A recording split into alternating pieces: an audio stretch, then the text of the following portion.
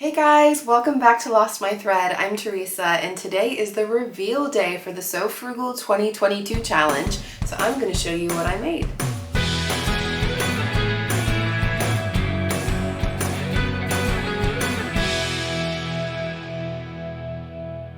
Now, first of all, I do just have to say a huge thank you again to Sam and Uran for organizing this challenge. It has been a really fun time watching all the different YouTube videos, getting tons of free pattern inspiration. And I don't know about you guys, but my list has just grown over the last month and a half. I want to talk to you about the 3 things that I made. So I made 3 different things this month. You might be able to guess it from the thumbnail if you remember what I was considering making this time around. I want to talk to you first about the jumpsuit that I'm wearing. I feel like it makes the most sense to talk about this because it's here in front of your face. This is the Valley jumpsuit, which was a free pattern from Peppermint magazine designed by Ready to Sew. Overall, I really love how this turned out. I think it was the perfect fabric choice. This color feels so springy. I really don't have any pastel purple in my wardrobe, and it's giving me like full spring vibes. I'm really loving it. I feel like this color as well ended up giving me a bit of a 90s vibe that I wasn't expecting. So the jumpsuit itself has elastic, quite a thick elastic channel going around the waist. And I think the combination of that and the pastel purple, it is just making me feel very 90s. I know that 90s jumpsuits weren't necessarily a thing, but if there was a 90s jumpsuit, I feel like I'm wearing it. But yeah, this fabric turned out so fun because of the stripes in it. This is a cotton linen blend fabric that I got from Vogue Fabrics in Chicago. I really love the stripes, the thickness of the stripes, and how it worked with this pattern. I really enjoy getting to play around with it a bit as well, which is one of the things I was hoping would work out, and it really did. The one thing that was tricky with this particular pattern was the fabric, because I didn't actually have as much fabric as they recommended, which I didn't realize until I'd already cut out one of the bodice pieces, and I thought, well, in for a penny, in for a pound. I'm gonna make it work if I can. I ended up sizing down quite significantly with this one. So if you look at my measurements, that fits in the kind of 42-43 size on their size chart. And I actually made a size 37. So they have kind of like half sizes. So they go up every number, whereas normally things would go up kind of 2 numbers at a time. So you could look at it as I either size down 2 sizes or 4 sizes, depending on how you're counting your sizes. But I sized down a lot because they did show the amount of ease. They didn't give you the actual finished garment measurements, but they told you how much ease there was going to be in the bust, in the waist, and the hip. And looking at that, I decided I'm going to go with a size 37. I will put my measurements down in the description box if you want to compare that to yours, just for a bit of a reference. But I think this is the perfect fit for me, and I'm so glad that I picked the size that I did. Like I said, I didn't have the fabric that was required. I had 3 meters of this. Sorry, 3 yards, because I bought this in the States. 3 yards of this, and they recommend that you have 4 yards to make this pattern. So the way I made it work for me is I cropped the trouser, which to be honest, I feel like I would have wanted to do anyway. You have 3/4 length sleeve on the top. I think 3/4 lengths on the bottom balances that out quite well. So I took 6 inches off of each trouser leg, and somehow I managed to squeeze it all in there. I do think I was probably being very butting pieces right up against each other to get the absolute most that I could from this. I didn't have a whole lot of scrap fabric left over, so I wasn't able to do the bias binding, but I found a different bias binding that I thought was a fun contrast anyway that I put around the neckline. I also wanted to give this as much length as I possibly could. So I decided I was going to do a hem facing so that way I would only have to take off the tiniest bit of the bottom of these trousers to be able to hold that, fold that hem facing up. I thought I could just use the same binding that I used inside the neckline to do the hem facing, but I thought it would be a little bit more fun to do something with this salvage. So this fabric had a really cool salvage edge. I really love the way that this looked. Had this really fun green coming out of it in addition to some black stripes, and I thought I can make that into the facing so I can have that extended into a little bit of the fabric that was left over from the edges, fold that up, and I think that would be a super cute inside of the hem of these trousers. No one's seeing this hem but me, but I think it's really fun. I also like that it worked out then being in the opposite direction of the stripes, so a little bit of extra stripe play down on the bottom of the hem. Like I said, the stripes were a big feature of this particular garment and the reason that I chose it, because I knew I could play around with the pocket direction or the stripe direction on the pocket, so I put the pockets in the opposite direction, partly because it's just a little bit of fun and a bit of interest, but also because I really could not be bothered to try and match stripes with those pockets, and I think it adds an extra detail anyway that I like. But the other really cool thing about this pattern is the way that it's drafted. It is such a weird pattern. I was really intrigued and curious when I saw it, when I saw the actual pattern pieces, when I downloaded it. The trousers are a single piece for each leg, so it's just one pattern piece for the leg, no side seam going down the side of the trouser, and there's also just one pattern piece for the bodice. So the right and the left are two separate pattern pieces, but there's no shoulder seam going in. You just fold that pattern piece over your shoulder and stitch it along the arm seam.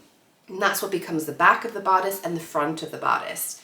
Really unusual construction, really cool. And the best bonus part of that is the back section creates a bias cut edge. So with the stripes, I was able to get this really cool diagonal going together. Really loved and enjoyed matching those stripes up. I think it looks so cool and so effective the way it comes together, and it is just overall a very neat feeling garment, I have to say.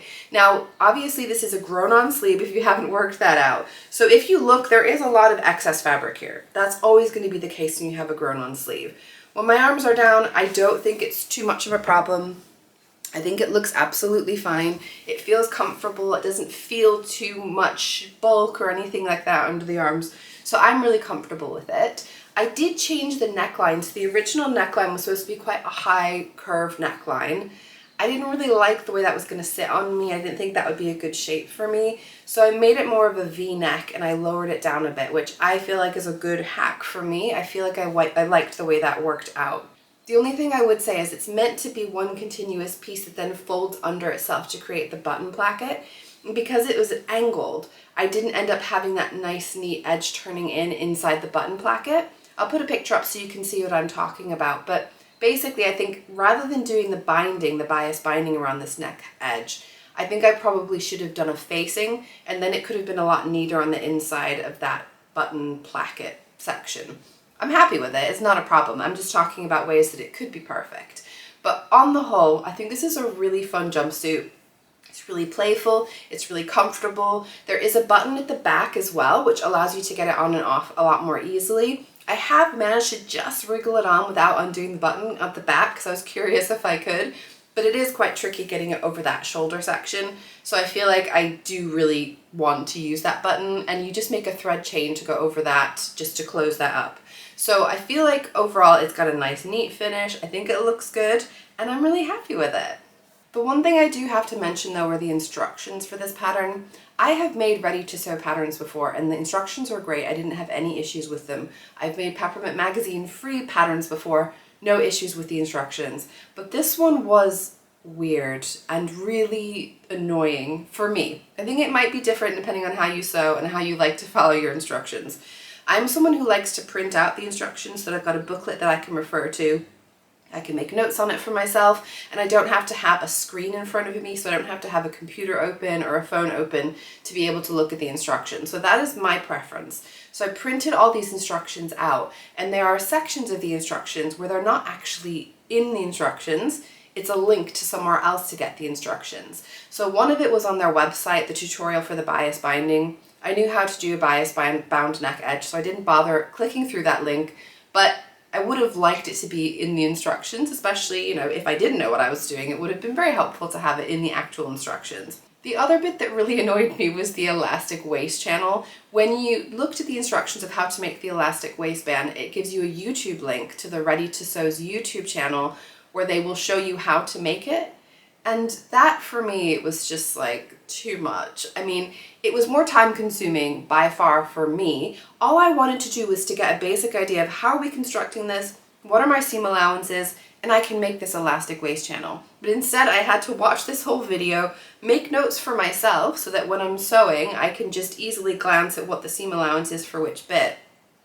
I was not impressed with that, honestly. The video is fine, like it's a great tutorial, but I just wanted all of it in the instructions. So I wouldn't say that it's like you don't get the information. You just have to work a little bit harder to get it, which I could honestly have done without. The next one to tell you about is the Bardon dress designed by Elbe Textiles, again for Peppermint magazine. I knew that I wanted to make this dress again right after I made one last year for the So Frugal or the Frugal Frocks Challenge, and I wanted to do something a little bit different this time around. When I went back home to the States in the summer, I ordered a load of fabric to be sent to my parents' house when I was there, and I ordered some viscose linen slub from Blackbird Fabrics. I got like a basic white fabric, as white as I could get it basically. And I did some tie-dye with it when I was at my parents' house. So I followed a tutorial from Jerry and Stitches and did a shibori style tie-dye. So it's like a folding and then dyeing method. So you get quite an irregular but also quite geometric design on the fabric that you're dyeing. When I was trying to do it at home or at my parents' house, I was really struggling to fold up all this long meterage of fabric because it was becoming too bulky, too thick to deal with. So I cut it into some smaller strips. I think I ended up with about 1 meter each strip, and then I folded each of those up. And you really do get quite a cool variation of the dye. Depending on where the dye was hitting it and how it was folded, you got quite a variation in how the dye came across. And I was really excited to try and put it all together to make this dress. I thought this would be a good one because it has the tiers. So even if my strips were a little bit thinner than they needed to be or thicker than they would intend, I can cut out what I want and get the shape that I want from it. It worked out perfectly. The only thing I will say is that the middle tier, kind of the first tier under the bodice, is a little bit longer than intended, just because I wanted to make the most out of this. And the bottom tier is a bit shorter than it was supposed to be. So I felt like on the whole that would balance out quite well. And I think it looks great. So this is it in front of me here. I'm obviously going to be putting up some pictures, but I just love how it came out. The colors are really fun. They're really bright. They are very summery to me. I really do love all the colors working together. I also added a waist tie to this one, which I did to the first version that I made as well, because this is meant to be a very relaxed and loose and open dress, but I prefer just a little bit of shaping around the waist. I don't tie it super tight, but just to give me a little bit of waist definition. We have these beautiful gathered tiers going down. I have done a lot of work to make this one as nice and neat and long-lasting as I possibly can. So I stitched this up completely using French seams. I will show you on the inside so that you can see what it looks like.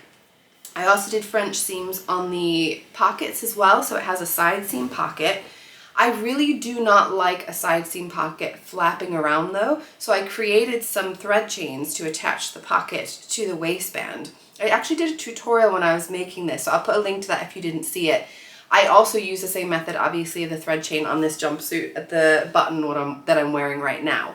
But I'll show you what the inside looks like. Like I said, we've got French seams all the way throughout. This is my pocket that's attached to my waistband with my thread chain on the inside. I know that this fabric frays quite easily, so I wanted to make it as secure as I could to help for it to last for as long as possible. I used the same fabric to make bias binding that went around the neckline, and I just had to add this label because it was very accurate. I am proud as punch of this, honestly. So hopefully you can read that. Hard to know how legible these things are, but I really did love making this. I think it's a really fun color contrast on there as well. I really loved wearing my Bardon dress last summer, so I know that I'm going to be wearing this one a ton as well this year. And finally, the jumpsuit that I dreamt up and came together even better than I had hoped. That is a Shirred bodice jumpsuit. You probably heard me talking about in my inspiration video how I've been thinking about ways to get in and out of a jumpsuit easily. It occurred to me that shearing elastic is very stretchy, would easily slip over your hips for you to be able to pull it on from the bottom. So I thought, why not draft a jumpsuit? I wanted to start with a basic elastic waist woven pants pattern, but honestly you can make it from any pattern that you've got. The one that I started with was the Cass wide leg culottes from fabricstore.com, and that was just a basic elastic waist wide leg woven pants pattern. I drafted a bodice that I sheared, and I drafted some straps because I wanted to make sure that I would cover my bra straps. When you make your own straps on a dress, you can put them exactly where you want them to be, exactly as thick as you want them to be, and you know that you're going to be covered. So it was so satisfying to be able to put this on and know that I was going to be comfortable and secure in this jumpsuit. And here it is. It turned out so well. This is a viscose poplin fabric that I got from Lamazi Fabrics. I think it's the perfect fabric for it, I really do. It gives a little bit of body. It is also going to be nice and lightweight and drapey. I think it is just the perfect pairing. I decided to also do a little ruffle here on the straps, just because A, it would tie it together with the shearing on the bodice, but B, I also like the idea of the elastic staying in place so that the straps aren't slipping down, and it also makes it easier to then put it on and off, pulling it over your hips. So glad with how this all came together. I have actually done a video tutorial that I'm in the process of editing. First one, just to talk a little bit about the basics of shearing, because that is a whole thing in and of itself. But additionally, how you can draft yourself one of these jumpsuits if you like the look of mine. This one is also drafted with French seams all throughout, including some pockets, again, side seam pockets. I wanted to make this one secure with the elastic. So with shearing elastic, I generally tend to go for French seams. So I thought, why not do French seams for the whole lot? Tie it all together, create a really nice, neat finish. And it seemed definitely appropriate to use this sewing label this time. Slow fashion, definitely. Shearing, it's not fast. Know that going in. It takes a bit of time, but it is so satisfying when it all comes together.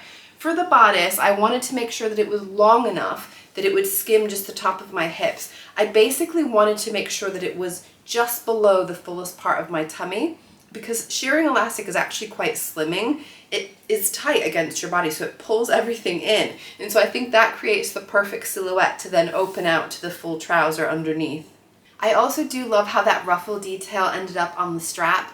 What I did to do that is I made a tube of fabric, basically, created an elastic channel in the middle, and I had the fabric 1.5 times the length of the elastic strap that I wanted. Put all that into place, and it creates this really beautiful ruffle that's nice and secure against my body, and like I said, makes it so much easier to take this jumpsuit on and off as well. This was a fun jumpsuit to make, but it's even more fun to wear. I did not expect this one to look so good on me. I'm getting definitely some kind of 1950s pinup vibes from this jumpsuit. Definitely a bit more va-va-voom than I was anticipating, but it is honestly just a ton of fun. It is very summery. I made it cropped as well, this one, sort of 3/4 length in the trouser, which I think is just a really fun, playful outfit to wear in the summer, and I'm really excited to get to wear this one when the weather warms up. Like I said, I have got a tutorial coming out soon of how you can make this jumpsuit for yourself, starting with any elastic waist woven pants pattern. Before that though, I've got quite a few things coming out that I really want to squeeze in there as I can. There's going to be another video tomorrow that's going to be a short and sweet clash of the patterns that you are not going to want to miss. And then I've also got my spring sewing plans video coming out very soon as well. But keep your eyes peeled if you want to see this tutorial. Make sure you are subscribed to my channel so you don't miss out on any of the things that I've mentioned. Please do give me a like if you enjoyed my video so that I know that you enjoyed it and other people can find it as well. Leave me a comment down below which of my makes for So Frugal was your favorite and what you made, because I really want to see everyone's. I don't want to miss out. Give me your Instagram handle if I don't already know you and follow you, because I want to make sure that I see everyone's So Frugal makes. Now get over to Instagram and look at the hashtag SoFrugal22. I know I'm going to be there. Bye!